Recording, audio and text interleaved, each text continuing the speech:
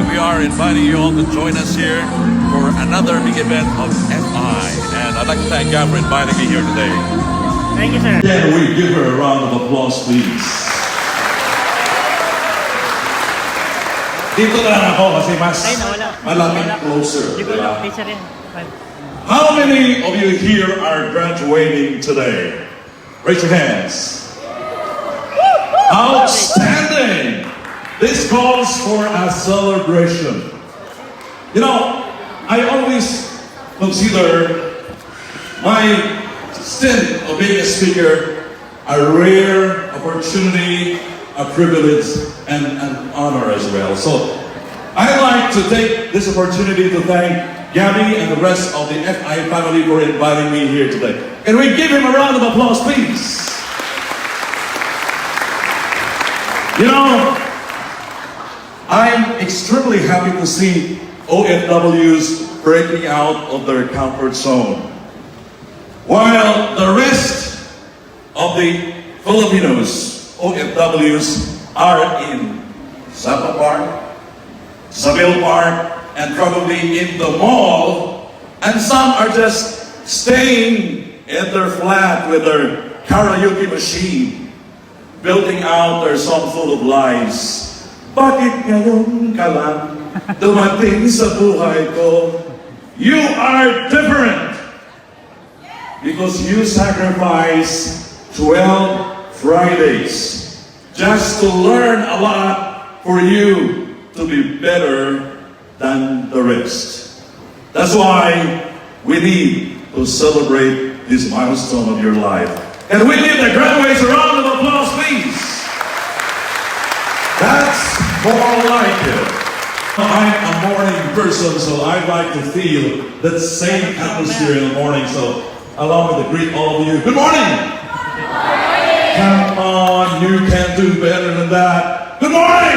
Good morning. That's more like it. That's the kind of energy that I like to feel here today, in as much as this is your graduation ceremony. I'm sure that you are here for a reason, right? We left our country for a very special reason. But I'd like to start my talk with a little exercise. It's just for 1 minute, okay? Can you join me? Yes. Just for 1 minute. I want you to close your eyes. Close your eyes, just for 1 minute, and concentrate. Follow what I'm gonna tell you. Again, close your eyes. Focus. I want you to remember the scenario. The first time that you left your country, the Philippines. I'm sure if you don't have memory lapses, you can still recall the tears rolling down the cheek of your loved one. You can still recall the lonely faces of your family. You can still remember the warm embrace that you experienced. You can still remember it. Now I want you to open your eyes. With that little exercise to recollect the good old days, I'm sure you will agree with me that we have one thing in common. We have one common denominator why we are here working in a foreign land. Dreams, right? Dreams of all sizes. You want to provide a better house for your family, right? You want to drive your dream car. You want to establish your own business. You want to prepare for the education of your kids. If you are still single, you want to send your brother or sister to a better school because your fathers can't afford to send them to school. You want to prepare for your retirement, right? I'm sure you know some friends who's been working here for 15 years, 20 years, but still struggling financially, right?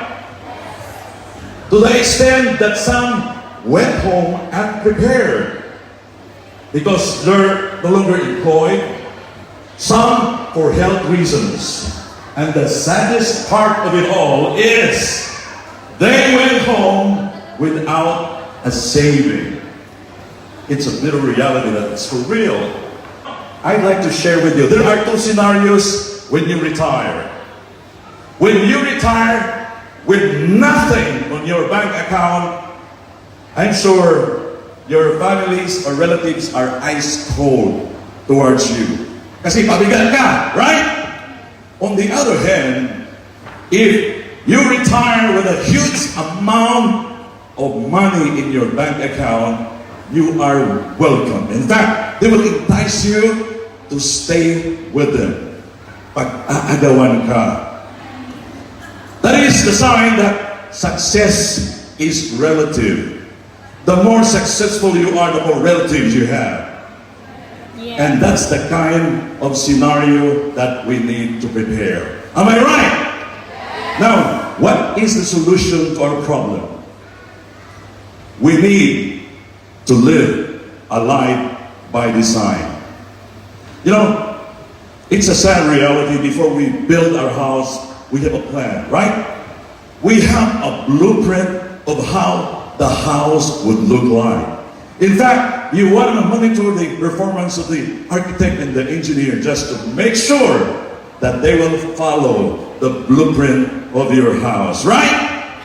But in our lives, are we designing our life or we're living a life by default? Try to imagine the kind of life that you will live 10 years from now if you are living a life by default. You need to have a goal.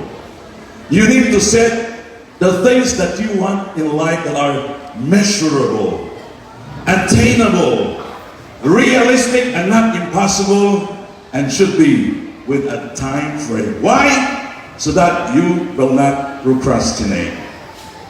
Another thing is you need to have self-mastery, which means you have to examine who are the personalities that could help you realize your dreams. Who are the mentors that could teach you something so that you can be with what you want to be in 5 years' time, and avoid the personality that will spoil the realization of your dreams. There are dreams stealers, and we need to avoid that. And for you to be prepared, you need to take more courses.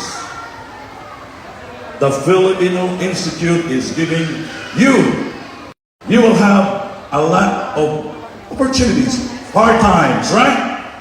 Instead of sleeping on a Friday, you can take photographs. You can join any event because, raise your hands, majority, right? Yes. Because you don't want to be an OFW forever. OFW!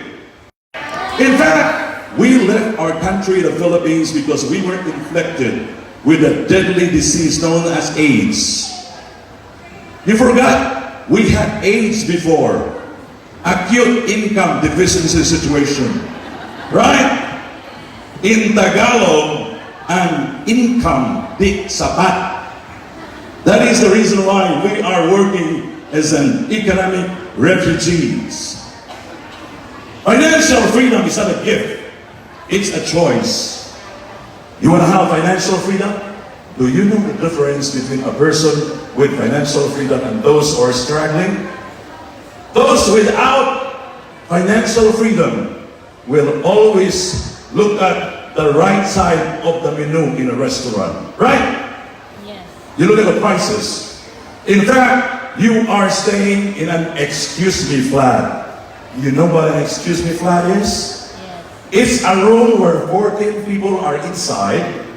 Too small, and when you pass, you'll say, "Excuse me, can I pass?"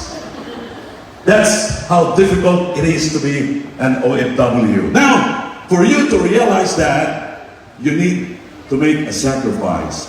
You need to say no to your friend inviting you to a big sale in a store.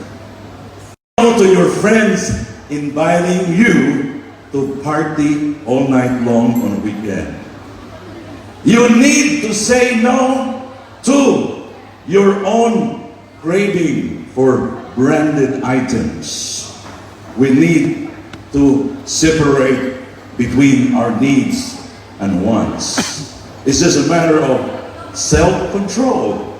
Prioritize your spending, and number one rule, never spend more than what you will earn. Are we learning so far? Yes. Now, this is the problem. When we arrive here, this is the culprit. The lifestyle change. From 3210 to iPhone 10, right? May iPhone pero walang iPhone. From the Confucius Robertson to Under Armour. Boys, you're guilty. Okay, don't be defensive. Not all. From, this is again the boys' attitude. From SNB to Jack Daniel. Right? From 3-in-1 coffee to Starbucks. Ladies, I'm sorry, but I have to set you as an example. Remember the brand So-In, right? Now, not So-In anymore. Victoria's Secret, right? You don't wanna use an ordinary bag because you want an LV. Yeah, right? Manay! Magaling. Sabon! You are brand conscious. Remember the colonial mentality. Folks, this will be the scenario if you will not save when you are still young. You will be an OFW who are old already. I noticed that majority are below 37 years old. Who are 37 years old here? 37! Tumatawag ka niya. Raise your hands, 37! Ha? They call themselves millennials, right? Millennials. On the other hand, we have people who are called, in fact, they call themselves millennials. Feeling. Feeling millennials. Those who are part of the SK population. I'm sure there are people with that same bracket because I can feel the vibration. You don't have to raise your hands because I know you're shy. SK! Busin mo lang ganun. Sobra 40. They call themselves the endangered species. If you will reach this stage,